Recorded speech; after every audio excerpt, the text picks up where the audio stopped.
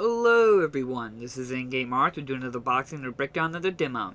This is Everspace, the Galactic Edition for the PlayStation 4. Now this is a limit run physical copy, so getting a copy will not be the easiest.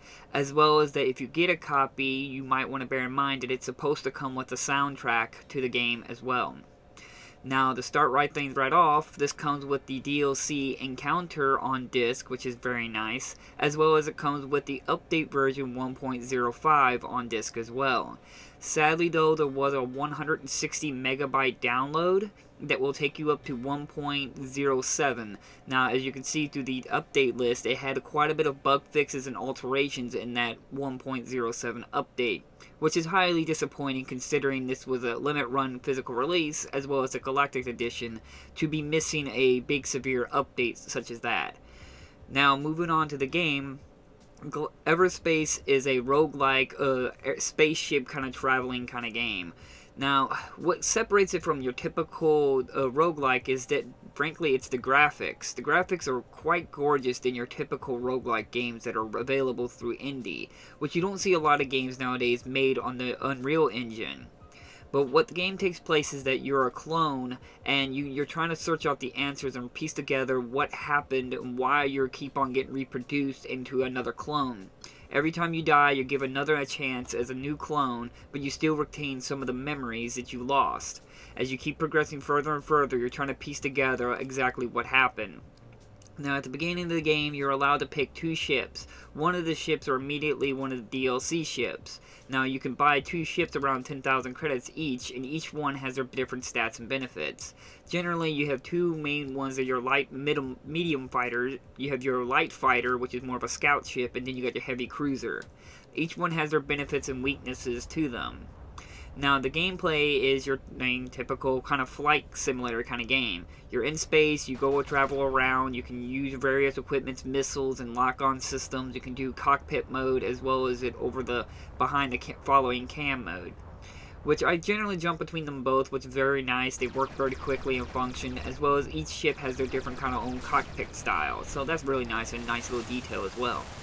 Dogfights are very intense sometimes a little too easy, but sometimes very hectic really quickly. Though I did have massive frame rate drops immediately when you get into massive firefights with lots of enemies and lots of explosions, but nothing that caused the game to be unplayable, but it was noticeable. The game functions and works and is gorgeous to look at and is very rewarding at times, but also sometimes can be very bland.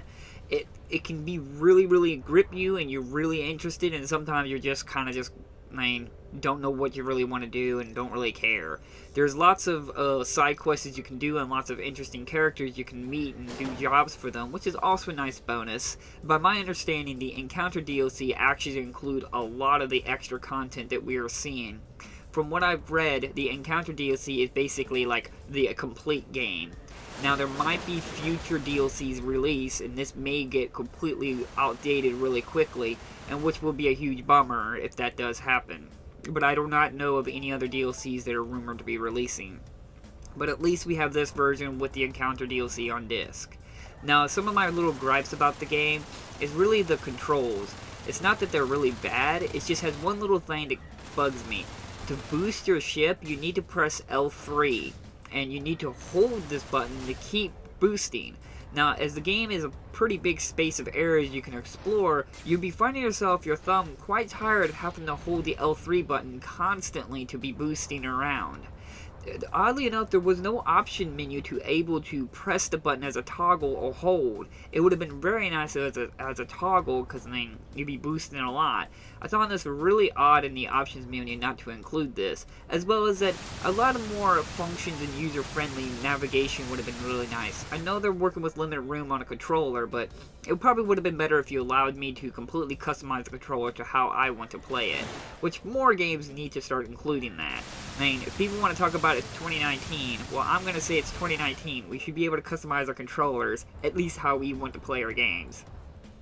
But moving on from that, the game has, as I said, lots of kind of items. You can find lots of loots, guns, and machine guns, and weapons, and missiles, and upgrades, as well as items you can use. There's several little things you can find, as well as there's upgraded versions, and you can upgrade and forge your own missiles and equipment you can use, which is very nice, and you can constantly explore and find new equipments and constantly upgrade yourself. And as I said, every time you play, you will win credits, and you can use those credits to upgrade your ship for your next travel through in case you do die.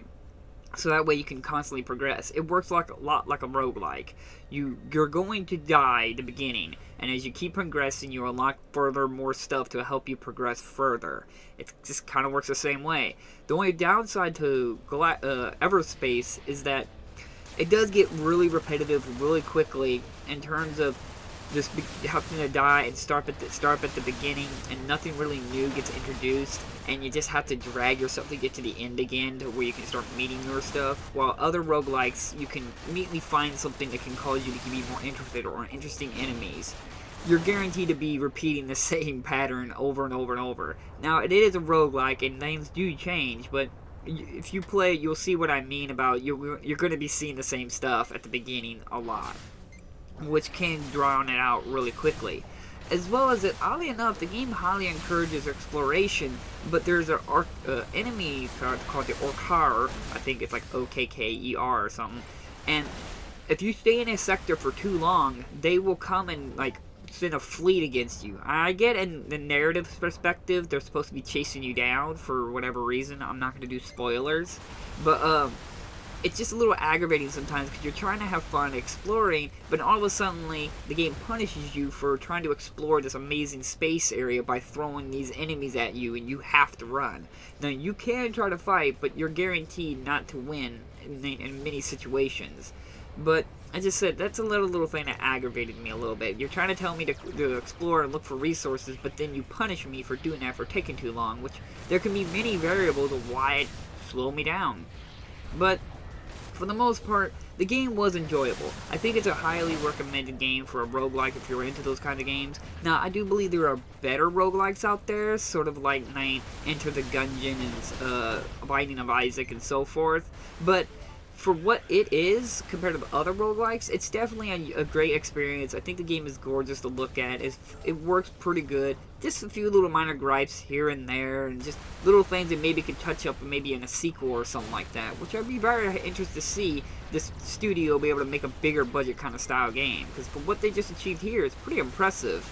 I mean, I've never heard of any other game from Rockfish Games, so if this is their first game, I mean, they come out pretty good swinging for the start. Again, I will try to leave links down in the description if you're interested to copy, but remember, it is a limit run physical release, so not too many. It's not going to be too easy to get any copies, but I'll still leave links to limit run if you ever want to check them out, and they may be releasing a game you might be interested in.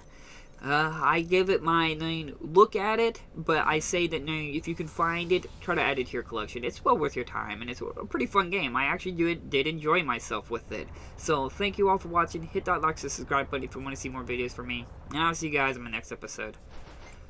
Bye bye.